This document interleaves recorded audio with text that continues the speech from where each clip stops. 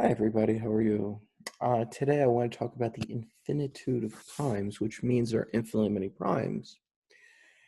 Instead of just saying, "Hey, there's infinitely many primes. Let's move on to another topic." Actually, I want to prove to you that there are, right? And actually, I want to talk about first of all exactly how I found out about this. This is a really special proof for me. I remember vividly that I was a freshman in college, and I went to the bookstore just to check out some books, and I saw Davenport's number theory book. And it was a little paperback. It wasn't the big number theory book. It was a little one. I never saw it again, actually, that book. I saw his big book later, but not that one. And I started looking at it, and I saw this thing, like how they proved their infinitely many primes. I understood it. And I remember being blown away. I'm like, oh my God, this is like a big secret. No one knows this stuff. And this is actually really interesting. And it's not trivial, and it's just awesome. And I ended up buying the book. And I mean, eventually I lost the book. I've been traveling so much over the years. But that was actually a touching moment. So when I learned about this, it was the beginning of a massive change, as far as enlightenment goes. So I was very, very thankful for the opportunity to learn about this. All right. So, a little personal story. It just, whatever, makes me happy.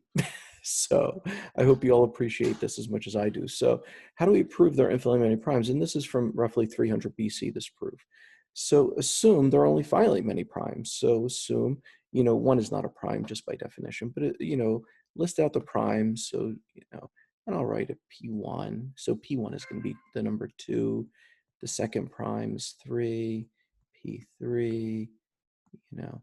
So these are just write the primes out in order. And assuming there are finitely many, oops, that's an n, right? So that's an n. So these are all the prime numbers, assuming there is a finite number, and that's it.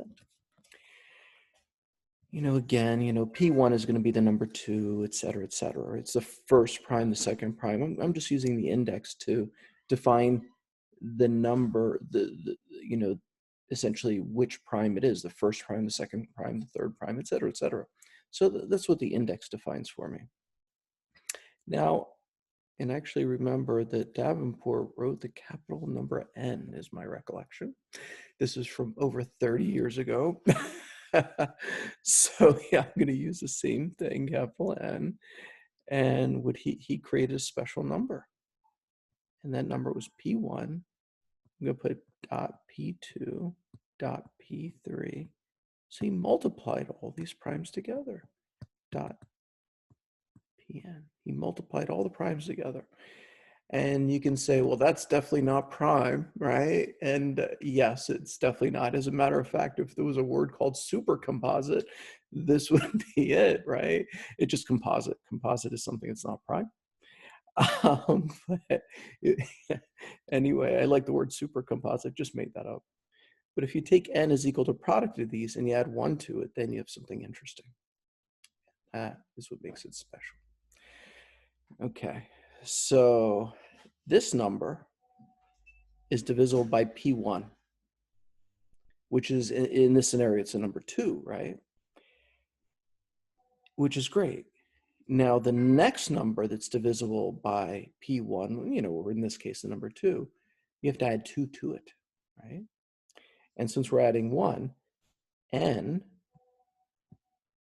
is not divisible by P1. Nice, right?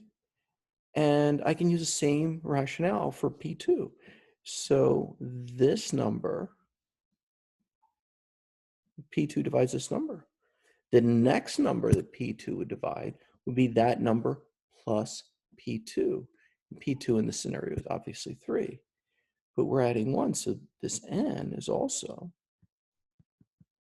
not divisible by P2. I can use this rationale all the way through. This n, oops, excuse me, my apologies.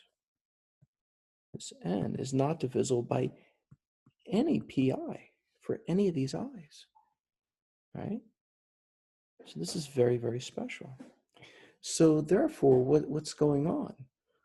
Well, I assumed there are only n prime numbers as listed, 1, 2, 3, 4, n prime numbers. Well, either capital N is prime, so either capital N is prime,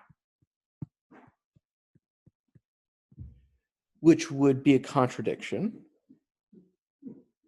And my assumption, there are finally many primes, so if I find a contradiction, that means there's not. So either n is prime, and I get a contradiction, which would imply there are infinitely many primes.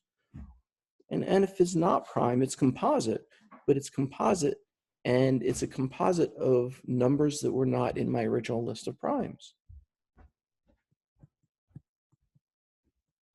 which is also a contradiction because I listed all the primes. And that is everything. So essentially, I made an assumption that they're a finite number. And with that assumption, I came to a contradiction, which means that my original assumption was false. So how many prime numbers are there? There are infinitely many primes. There cannot be finitely many. Essentially, you could always generate more. So I very much appreciate this. This is the first thing that began to change my life academically, right? So I hope everybody here appreciates it, and I hope I gave it justice in this proof. Thank you very much for watching.